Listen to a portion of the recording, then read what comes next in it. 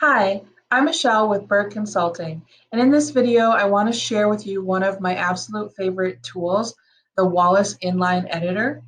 I'm using this with Beaver Builder tools, which I also love, and it works seamlessly. So when you log into your website, I'm currently looking at the front end view of the website, what a visitor would see. But I also have this black admin bar across the top of my screen, and you'll see this live editor option here. This is here because of that Wallace Inline tool.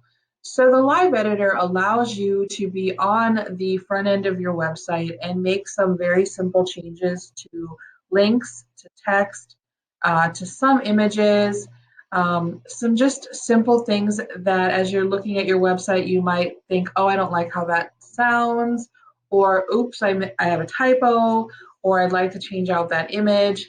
And depending on how everything is built, a lot of those things can be taken care of very easily with the live editor. So when you click on the live editor to make a change, you're going to see that these little dotted lines appear around some of your content. For example, it's not appearing around the menu here. It's not appearing around the background here. Um, this is a testimonial and it rotates, so it's not appearing around this. It's a little more complicated. Yeah, so you can see that a lot of the page has the little dotted lines around it, but a few things don't. So anything with a dotted line around it is something that you can easily edit using this tool, and you can see that it's almost the whole page. So what you want to do is pick the area that you want to edit. Let's say I wanted to edit this. When I hover over it, it changes to a solid line, letting me know that this is the content that I'm going to edit if I start making changes. So I would just type like you would type in any text editor, word editor, social media platform, um, and you just make whatever changes you want to make.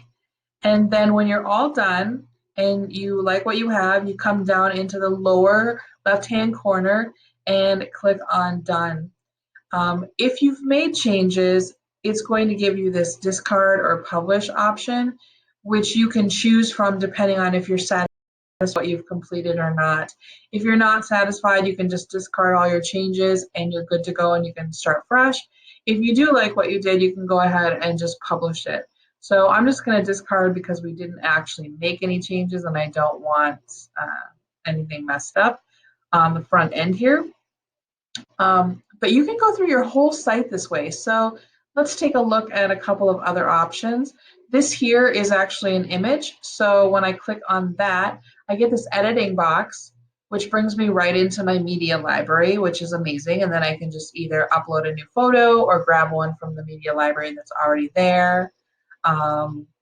Even on these buttons, if you click on the dotted line, it's going to give you an option to edit the link if you don't like the link, but you can also see that you have this flashing line here. So you can also edit the text right in the box here to change what the button says if you want to do that.